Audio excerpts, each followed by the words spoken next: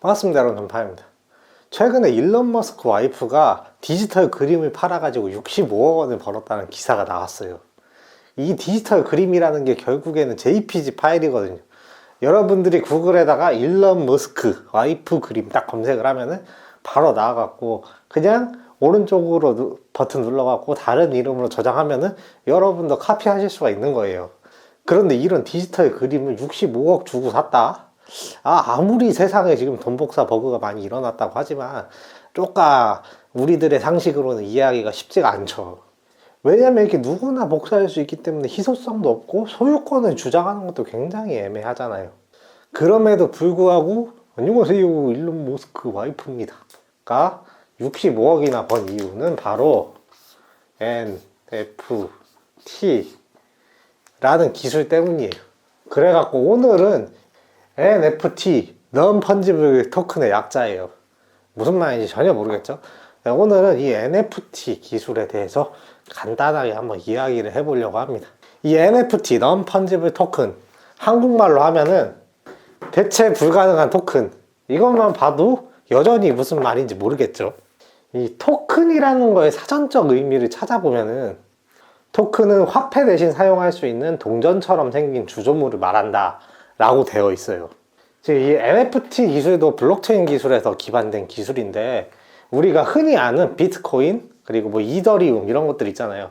그런 것들은 펀지블 토큰이라고 해요. FT 얘는 이 불가능한, 논이 빠졌으니까 대체 가능한 토큰이겠죠. 이 대체 가능한 토큰과 대체 불가능한 토큰의 차이가 뭐냐면은, 예를 들어 제가 여러분들한테 5만 원을 빌렸어요.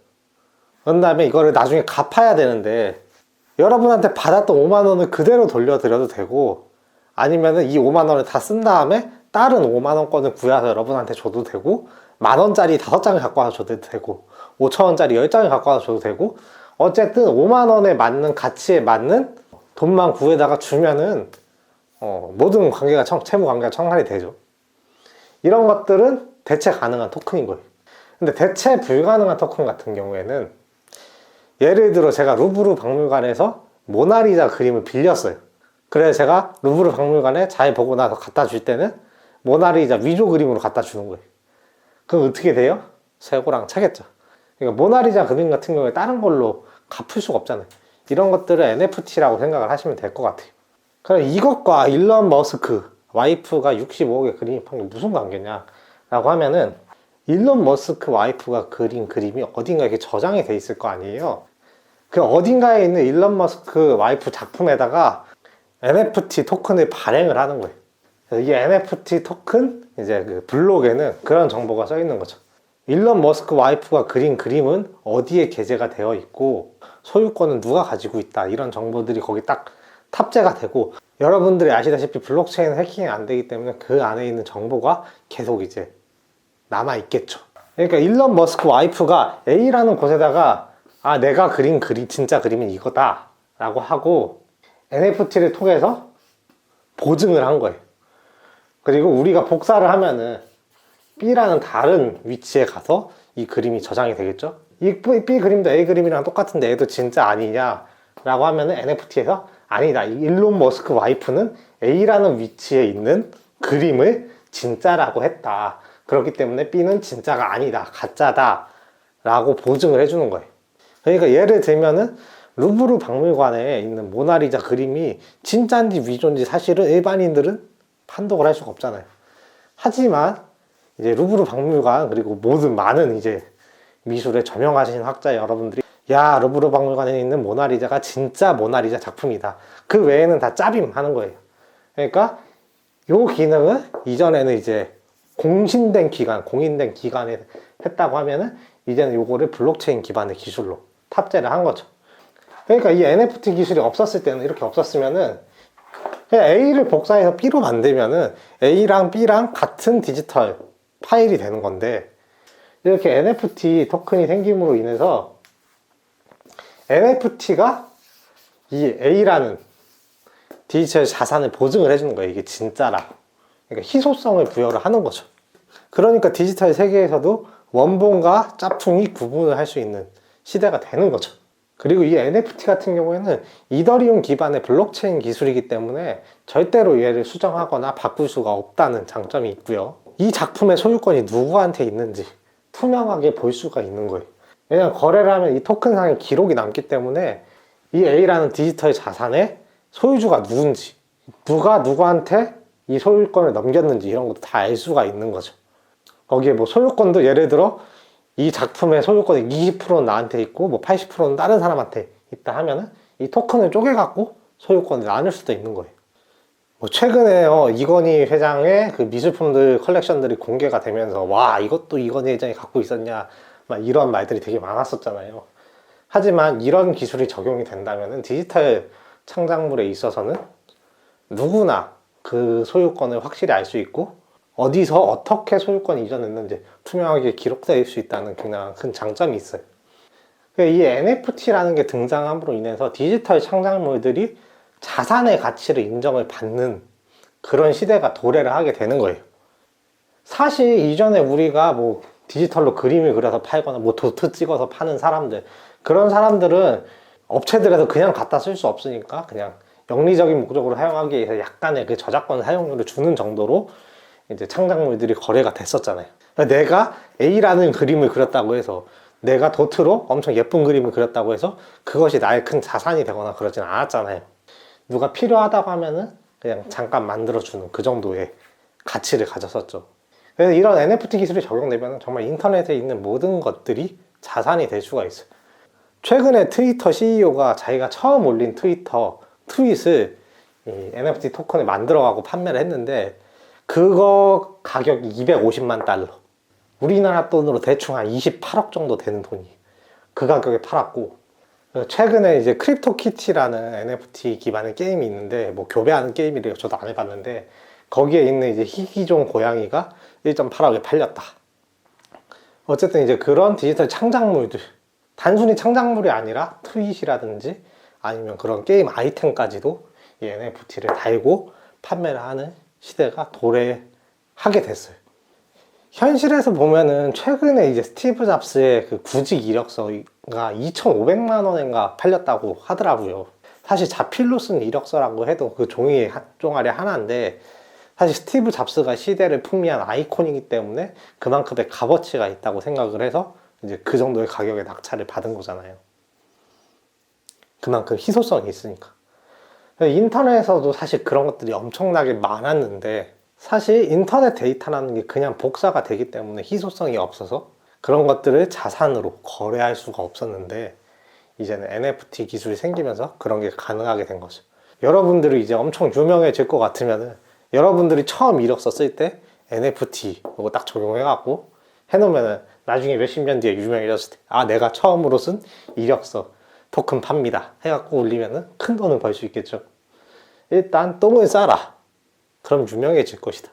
그래서 어쨌든 이 NFT 기술로 인해서 디지털에 있는 모든 것들이 자산이 될 수 있는 기회가 왔다는 거. 그래서 실제로 이렇게 막 250달러, 막 6,900만 달러, 막 이런 식으로 말도 안 되는 가격의 거래들이 일어나니까, 아, 일반인들도 그래서 충분히 NFT를 발행해갖고 나만의 자산을 구축할 수 있겠구나 라는 생각이 좀 드는데, 이 NFT 기술에 약간 문제가 몇 가지 있다. 첫 번째로는 지적재산권 관련 문제예요. 내가 열심히 도트를 찍어갖고 예쁜 그림을 만들어냈어요. 노가다를 몇 시간 해갖고. 그래갖고 이거를 온라인 사이트에 딱 게재를 했는데 어떤 놈이 이 그림 되게 괜찮은데? 내가 토큰 발행해서 내 걸로 만들어야겠다 하는 경우가 생길 수가 있어요. 왜냐면은 토큰을 만들어 파는 거는 누구나 할 수 있는, 지금 뭐 블록체인 시스템 자체가 탈중앙화 시스템이기 때문에 누구나 그렇게 토큰을 발행해서 팔 수가 있다는 거죠. 그래서 실제로 그 디지털 창작물이나 디지털 뭐 밈이나 아니면 디지털 자산을 소유하고 있는 사람이 이 토큰을 발행을 해서 자산으로 가져야 되는데, 원작자가 실제로 이 토큰을 발행했는지 아닌지 이거를 검증할 수 있는 기관이라든지 서비스가 아직 전무한 상태예요. 그냥 깃발 꽂으면 될 거예요. 지적재산권 문제가 제일 크고, 그리고 또 어떤 문제가 있냐면 시스템적으로도 문제가 있는데, 이 NFT는 A라는 게 있고 B라는 게 있으면은 둘 다 데이터적으로는 똑같은 건데, 이제 A라는 위치에 저장이 돼 있는 요 파일을 진짜다라고 이제 검증을 해주는 거잖아요, NFT가. 근데 이게 문제가 뭐냐면은 이 NFT 토큰하고 이 실제로 디지털 원본 파일은 다르게 관리가 돼. 무슨 말이냐면은 이 A라는 게 파일이 저장된 서버가 있을 거 아니에요. 그리고 얘는 블록체인으로 관리가 되고, 블록체인으로. 그러니까 이 A라는 데이터가 있는 서버, 요게 망해갖고 이 데이터가 사라지거나 없어지게 되면은 그냥 진짜 NFT만 남고 원본이 사라져버리게 되는 그런 상황이 발생하게 돼요. 그리고 누가 서버에 임의로 이 A라는 데이터를 조작을 하면은 NFT 상에 있는 A 정보가 이거와 맞지 않기 때문에 얘가 해킹당해버리면, 이 서버가 죽어버리거나 해킹당해버리면은 얘도 가치가 사라질 수가 있다. 그러면은 단순하게 이제 A를 NFT는 같이 보관해서 블록체인에 올리면 되지 않냐라고 생각을 하는데, 이 블록체인에 올라갈 수 있는 데이터에 한계가 있어요. 이게 단순히 그림 파일이 아니라 동영상 파일이거나 아니면 엄청나게 큰 뭐 게임 파일 아니면 빅데이터 파일들이면은 이 데이터의 크기가 엄청나게 클 거 아니에요. 근데 이 블록체인에 올리면은 이 블록체인은 이제 상호 간의 그 교차 검증을 통해 가지고 이 체인이 지금 맞는지 아닌지 확인하는 거잖아요. 근데 그 블록체인에 이렇게 큰 데이터를 올려버리면은 엄청난 자원 소모가 들겠죠. 그래서 블록체인에 올릴 수 있는 데이터에 한계가 있어요. 그래서 이 토큰하고 이 실제 데이터랑 따로 보관이 되게 되는데, 이 서버가 망해버린다든지 하면은 이 데이터의 원본성을 보장받을 수 없다는 그런 문제가 있습니다. 아까 말했던 트위터 CEO가 처음 올린 트윗 있잖아요. 근데 트위터가 망해버리면은 NFT는 그대로 있을지 몰라도 트위터에 자기가 올린 그 처음 트윗은 사라지게 되겠죠. 뭐 그런 문제가 있다. 그래서 내가 싸이월드에다가 엄청난 가치를 가지는 파일을 올리고 이제 NFT를 발행해 놨는데 싸이월드가 망해버리면 휴지 조각이 된다. 그래서 개인적으로 이 디지털 플랫폼에서 자산화가 이루어지려면은 이 NFT를 관리하는 블록체인의 주체가 결국에는 이 원본 데이터를 아카이빙 해줄 수 있고, 이 원본 데이터의 주인이 누군지 가치 검증을 해줄 수 있는, 이게 스무스하게 현실의 자산 가치로 인정받긴 쉽지 않을까, 그런 생각이 들어요. 그래서 초거대 기업인 뭐 구글이라든지 애플이라든지 이런 회사들이 요런 이제 검증하는 거에 뛰어들지 않을까, 그런 생각도 하는데, 그것은 제 망상이고요. 믿지 마시고. 근데 만약에 이런 기술들이 다 어느 정도, 제가 말했던 문제들이 어느 정도 해결이 될 수 있는 플랫폼이 나오면은 정말 우리가 올렸던 디지털 창작물들 아니면 우리가 올렸던 댓글, 예를 들어 여러분들이 댓글 이렇게 쓰다가 재밌는 댓글 달아갖고 뭐 웃긴 대학에서 베스트에 갔어, 우짜에 갔어, 그러면은 여러분들이 재빨리 이거 토큰을 발행해갖고 나중에 그 웃긴 대학에 우짜 갔던 그런 것들을 팔아버릴 수도 있는 거죠. 그래서 그런 시시콜콜한 것까지도 전부 다 나의 자산이 돼가지고 그것을 거래할 수 있게 되면은 그 모든 디지털 자산들이 결국에 현실의 금융하고 얽히게 돼서 여러분들이 방금 말했던 올린 댓글로도 그 댓글에 토큰을 담보로 대출을 받을 수 있는, 현실에서 돈을, 그런 상황도 올 수 있게 되겠죠. 이건 제가 그냥 말하는 게 아니라 KB에서 나온 그런 리포트들을 보고 언급을 드리는 거예요. 그리고 실제로 이 NFT를 담보로 이더리움 같은 거를 대출받는 서비스는 현재 등장을 했어요. NFT 파이라는 플랫폼에서 이미 그런 것들을 해서 NFT, 아까 말했던 크립토키티, 그거를 이제 담보로 많이 이더리움을 받는다고 하더라고요. 어쨌든 그런 서비스들도 진행을 하고 있고, 이렇게 들어보면 NFT 굉장히 이제 전도 유망해 보이잖아요. 그래갖고 뭐 최근에 이제 비트코인 가격도 엄청 올라가면서 이 NFT 관련된 알트코인들 가격도 엄청나게 가격이 급등하고 있어요.